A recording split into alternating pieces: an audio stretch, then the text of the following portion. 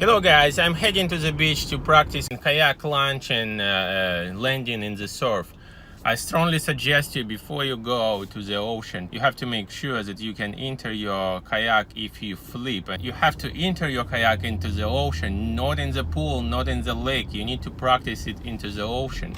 So in stressful situation, if this happens, it will be much easier for you to do that. Also, your kayak will be loaded with all this gear, so it's gonna be more difficult.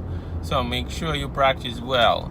My opinion that surf launching is much easier than landing. Landing is the most difficult, and I couldn't find a good video on YouTube that describes the technique very well. I found lots of videos that shows how to surf your kayak.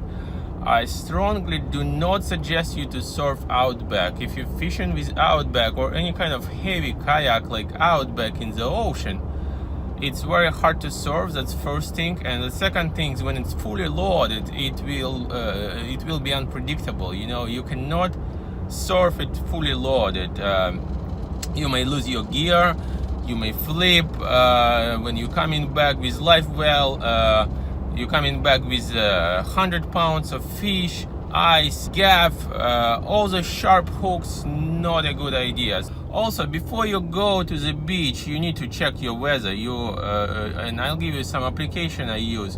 You need to check wind strength and direction. You need to check surf and wave heights.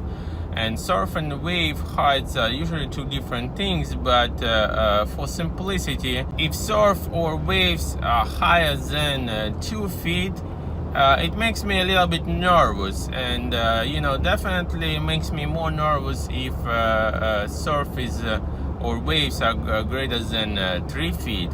And if it's greater than 4 feet, I usually would not go. It makes fishing very uncomfortable.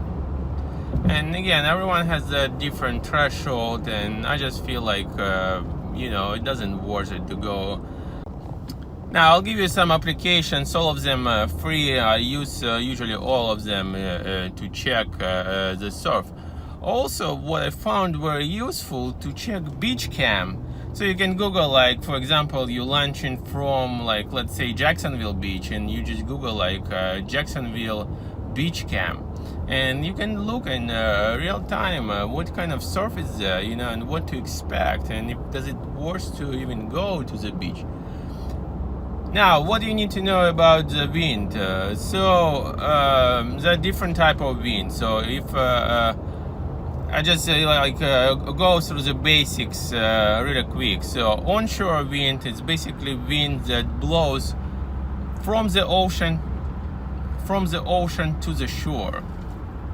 Offshore wind is the wind that blows from the shore to the ocean. So what's the difference? So onshore wind usually creates lots of waves. So if you're on east coast, east wind is going to be onshore wind. So basically, east wind is wind that blows from the east towards the shore. It's gonna create lots of wave and surf.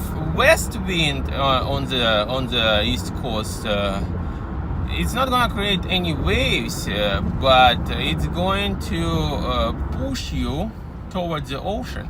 So if offshore wind is above 15 miles per hour, it might be a little bit difficult for you to return. I was in a situation when I went offshore and there was like wind 20-25 miles per hour. I was still able to return with not much problem with my outback, but again, everyone is different, and if you have offshore wind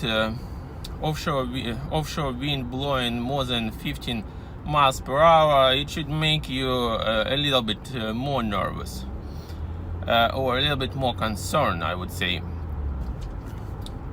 Now, if you are on the west coast, then it's basically opposite. Then west wind is going to be your onshore wind blowing towards the shore and creating lots of waves, and eastern wind is going to be your offshore wind that's gonna blow from the shore towards the ocean, and will make a little bit more difficult for you to return.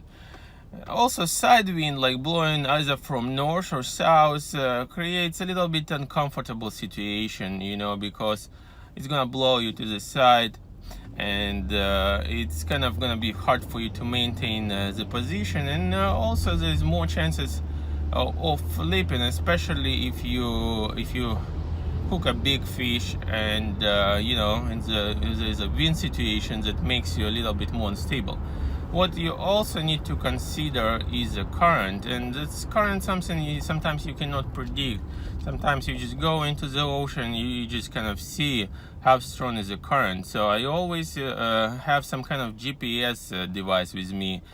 I usually have both my phone and fish finder, and I basically like I see in real time where I'm moving. So if I see that current moving me towards the side, I kind of try to pedal against the current, and you know, sometimes I'm throwing like towards the ocean, so I just kind of throwing under like 45 degrees probably, you know.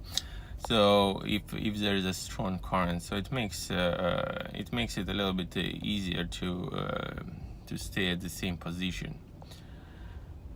So I have another pretty cool application called CoastGuard. So that's a cool application. It has this immersion button that you can press, and it's going to send immersion signal to CoastGuard. And theoretically, I don't know, I never use it. So theoretically, they should come and get you. I always have my VHS radio with me on channel 16, so that's something you must have before you go offshore. They also sell those devices on Amazon. I don't remember the name, but whole idea of this device is has this button you can press, and it's gonna send emergency signal to CoastGuard, and you know, they will come and get you, or at least that theoretically should happen. You know,